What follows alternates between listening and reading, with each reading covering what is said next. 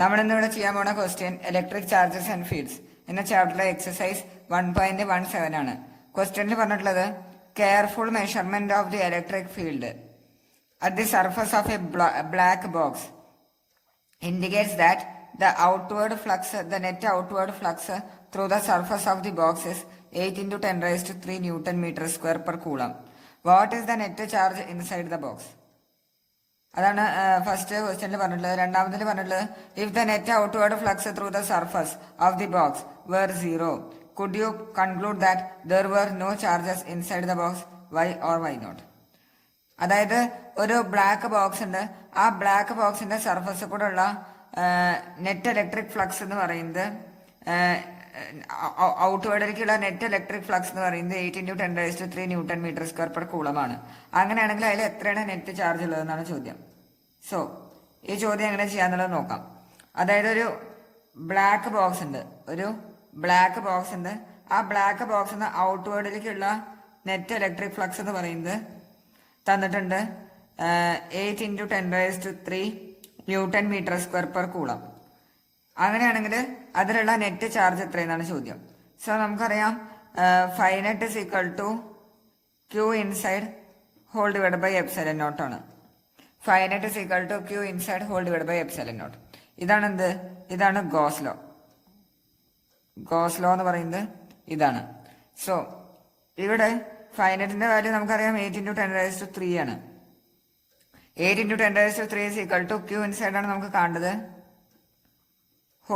Whole divided by epsilon നോട്ടിന്റെ value എന്ന് പറയുന്നത് 8.85 into 10 raised to -12 ആണ്.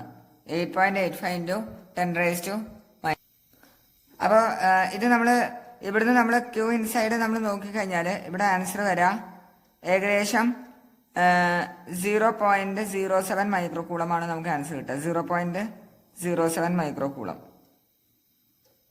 അതായത് 7.8 into 10 raised to -12 കൂളമാണ് വരിക.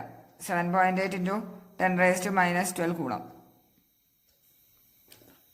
7.8 into 10 raised to -9 കൂളമാണ് വരിക. അതായത് അത് ഏകദേശം വരിക 0.07 മൈക്രോ കൂളമാണ് നമുക്ക് ആൻസർ കിട്ടുക. സോ ഇവിടെ ആൻസർ നമുക്ക് ഇത്ര വന്നു. രണ്ടാമത്തെ ചോദ്യത്തിൽ പറഞ്ഞുള്ളത് if the net outward flux through the surface of the box where 0, could you conclude that there were no charges inside the box, why or why not?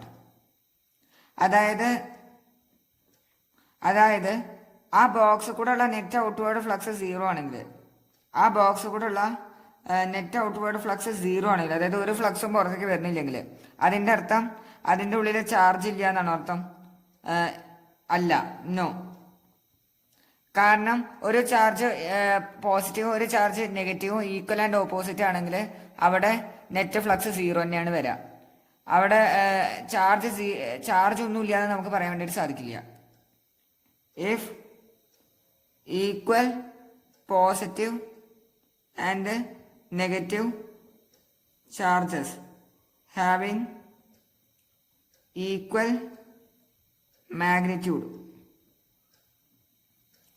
is placed, then the net flux can be 0. അതായത് നമ്മളൊരു ഡൈപോളിനെ place ചെയ്ത് കഴിഞ്ഞാൽ അതിനെയാണല്ലോ നമ്മൾ dipole എന്ന് പറയാം.